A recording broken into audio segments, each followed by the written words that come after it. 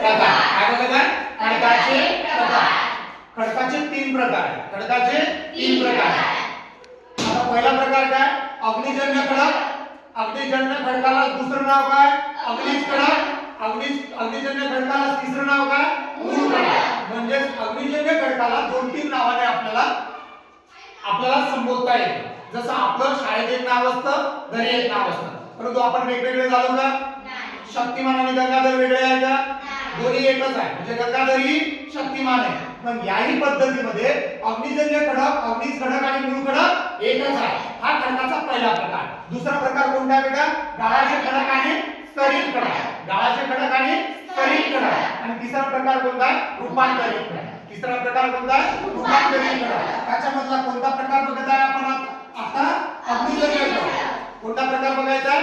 अग्निजन्य खडक. मग आता अग्निजन्य खडक तयार कसा झाला?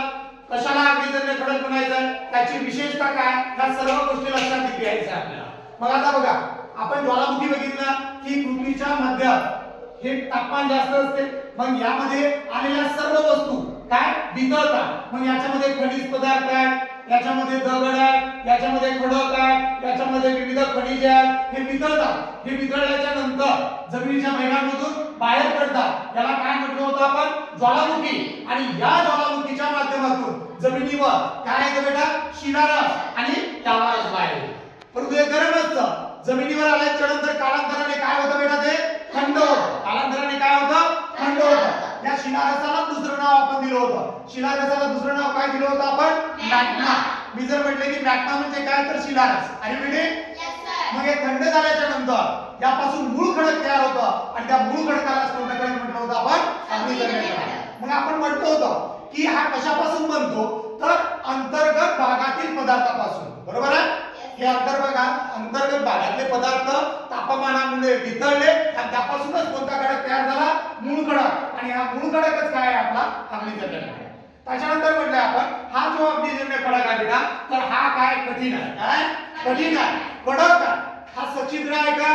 नाही आहे. हा कठीण आहे, कडक आहे, एकजिन्सी आहे, जुळलेला आहे. बरोबर आहे? तर या खडकाची विशेषता काय सांगितली होती आपण? की हा जो अग्निजन्य खडक आहे कठीण आहे, एकजिन्सी आहे, वजनाने जड आहे. त्याच्यानंतर बघितलं होतं की या अग्निजन्य खडकामध्ये काय नाही आहे बेटा? जीवाश्म आढळत नाही. हा अग्निजन्य कुठे आढळतो? अग्निजन्य खडक कुठे आढळतो? सह्याद्री पर्वतात आणि महाराष्ट्र पठारावर. महाराष्ट्र पठार आपण समजून घेतलेला आहे.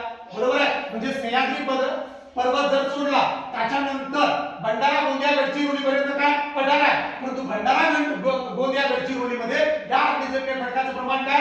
कमी आहे. परंतु या मध्यंतरी भाग जो आपण म्हटले की नगर, नाशिक, पुणे, बरोबर आहे, यवतमाळ, बुलढाणा, बरोबर आहे, नागपूर, वर्धा या ठिकाणचा पठार भाग आहे. या पठार भागामध्ये कोणता खडक आढळतो बेटा? अग्निजन्य खडक आढळतो. एक गोष्ट सांगायची राहिली होती, तर याच अग्निजन्य खडकाला काय म्हणतो आपण? बेसाल्ट खडक. बरोबर आहे? ह्या अग्निजन्य खडक जो आहे त्याच्यातला प्रकार कोणता खडक आहे बेटा? बेसाल्ट. मी जर म्हटले की महाराष्ट्रात कोणता खडक सर्वात जास्त आहे, तर कोणता खडक आहे बेटा? बेसाल्ट खडक. कोणता? बेसाल्ट खडक. हे लक्षात घ्यायचं आहे. त्याच्यानंतर आपण समजून घेतलं होतं प्युमिस खडक. काय घेतलं होतं? प्युमिस खडक. प्युमिस खडक हे कशापासून बनलेलं आहे? अग्निजन्य खडकापासून. कशापासून? अग्निजन्य खडकापासून. आपण म्हटलंय प्युमिस खडक कशापासून बनतो? तर ज्वालामुखी जो बाहेर आला त्याचं जे फेस झालंय, ज्वालामुखीच्या फेसापासून कोणता खडक तयार होतो बेटा?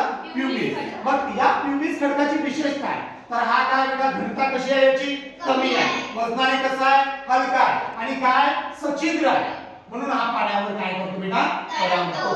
अशा पद्धतीने आपण कशाविषयी माहिती घेतलेली आहे? अग्निजन्य खडकाविषयी माहिती घेतलेली आहे. काय प्रॉब्लेम?